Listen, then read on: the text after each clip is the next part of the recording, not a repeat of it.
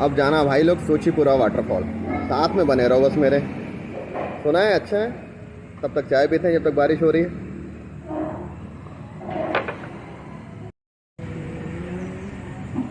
दोस्तों वायनाड के पहाड़ों में बारिश होती रहती है, क्या करें। बारिश खत्म होने के बाद ही चलेंगे।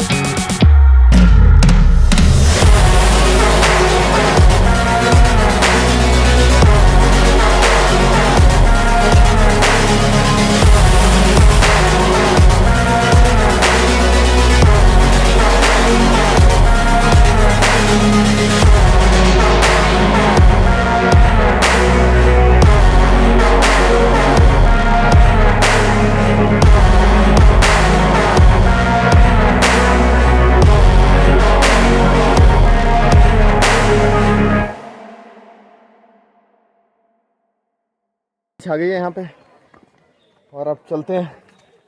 इधर मिलो और फिर आओ अपने दोस्त साइको के साथ किसी नई जगह पे।